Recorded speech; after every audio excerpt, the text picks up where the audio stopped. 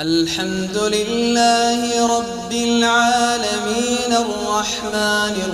الرحيم مالك يوم الدين إياك نعبد وإياك نستعين اهدنا الصراط المستقيم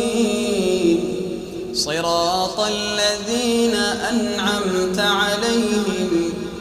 غير المغضوب عليهم ولا الضالين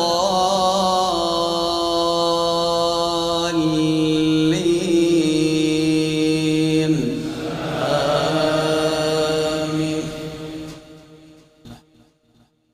ألف لام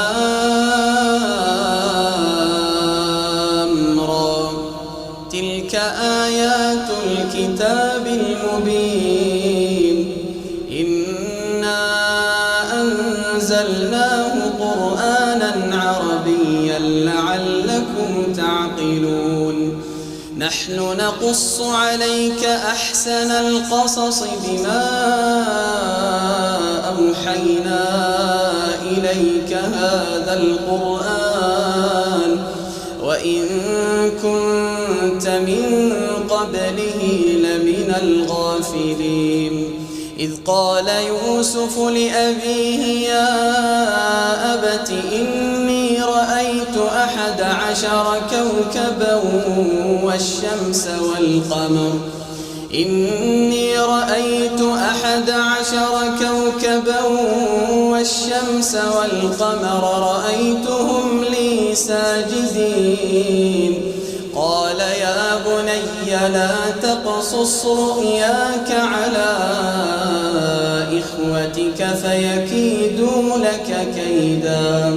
إن الشيطان للإنسان عدو مبين وكذلك يجتبيك ربك ويعلمك من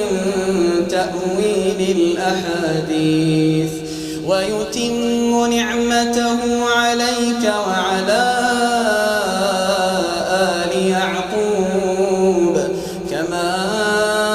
أتمها على أبويك من قبل إبراهيم وإسحاق إن ربك عليم حكيم لقد كان في يوسف وإخوته آيات للسائلين إذ قالوا ليوسف وأخوه أحب إلى أبينا منا ونحن عصبة إن أبانا لفي ضلال مبين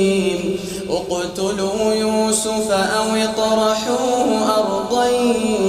يخل لكم وجه أبيكم وتكونوا من بعدي قوما صالحين قال قائل منهم لا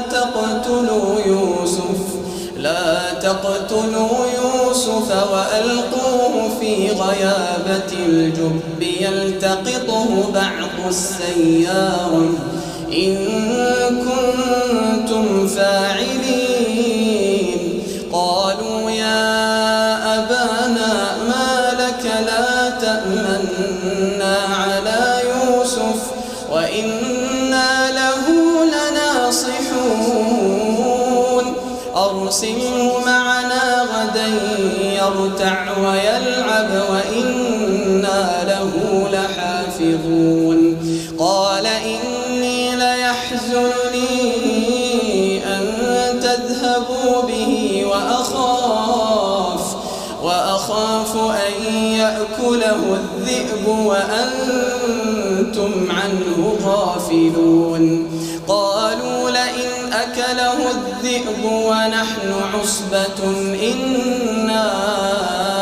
إذا لخاسرون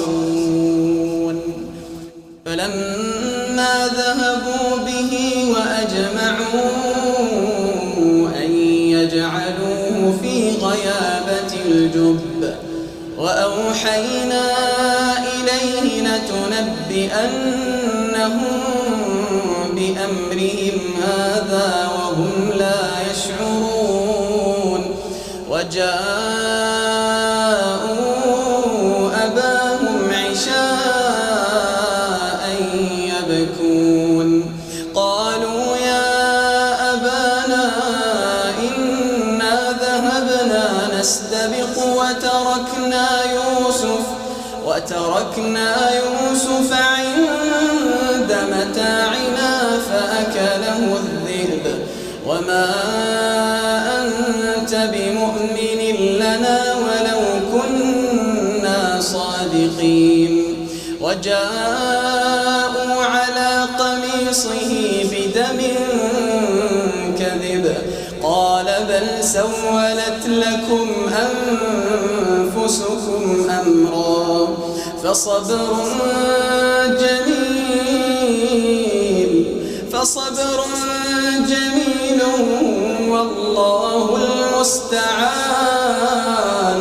والله المستعان على ما تصفون وجاءت سيارة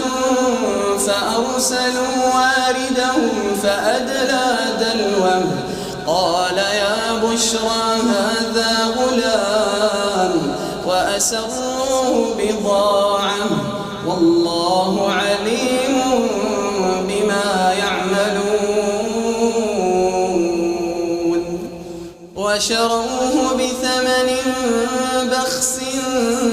دراهم معدودة وكانوا فيه من الزاهدين وقال الذي اشتراه من مصر لامرأته أكرمي مثواه عسى أن ينفعنا أو نتخذه ولدا وكذلك مكنا ليوسف في الأرض ولنعلمه من تأويل الأحاديث والله غالب على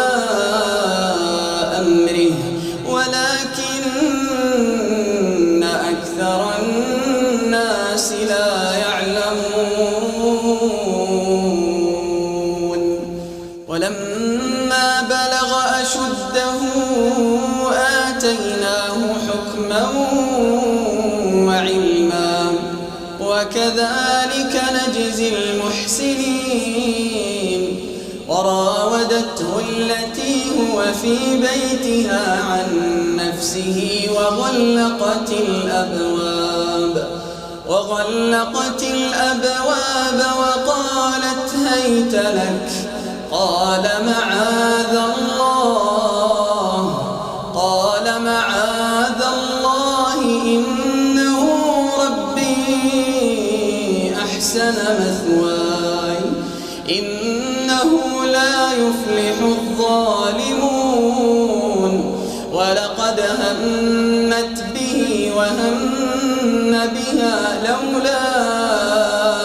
أن رأى برهان ربه كذلك لنصرف عنه السوء والفحشاء إنه من عبادنا المخلصين واستبق الباب وقدت قميصه من دبر وألف يا سيدها لدى الباب قالت ما جزاء من أراد بأهلك سوءا إلا أن يسجن أو عذاب أليم قال هي راودتني عن نفسي وشهد شاهد من أهلها إن كان قميصه قد من قبل فصدقت وهو من الكاذبين وإن كان قميصه قد من دبر فكذبت وهو من الصادقين فلما رأى قميصه قد من دبر قال إنه من كيدكن إن كيدكن عظيم يوسف أعرض عن هذا واستغفري لذنبك إنك كنت من الخاطئين وقال نسوة في المدينة امرأة العزيز تراود فتاها عن نفسه قد شغفها حبا إنا لنراها في ضلال مبين فلما سمعت بمكرهن أرسلت إليهن وأعتدت لهن متكئا وآتت كل واحدة منهن سكينا وقالت اخرج عليهن فلما رأينه أكبرنه وقطعن أيديهن وقلن حاش لله ما هذا بشرا إن هذا إلا ملك كريم قالت فذلكن الذي لمتنني فيه ولقد راودته عن نفسه فاستعصم ولئن لم يفعل ما آمره ليسجنن وليكونا من الصاغرين قال رب السجن أحب إلي مما يدعونني إليه وإلا تصرف عني كيدهن أصب إليهن وأكن من الجاهلين فاستجاب له ربه فصرف عنه كيدهن إنه هو السميع العليم ثم بدا لهم من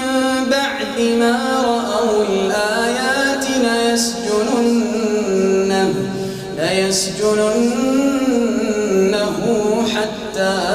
حين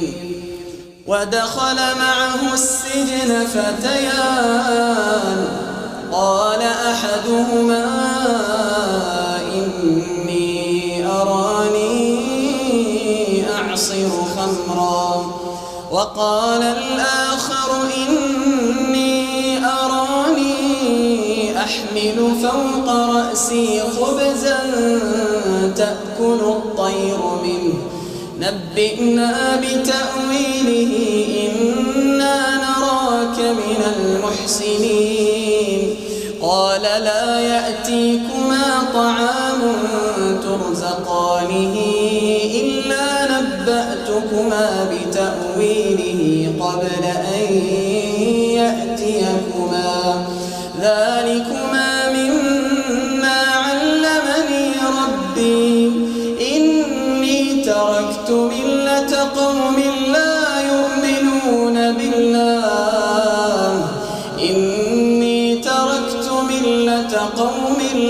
يؤمنون بالله وهم بالآخرة هم كافرون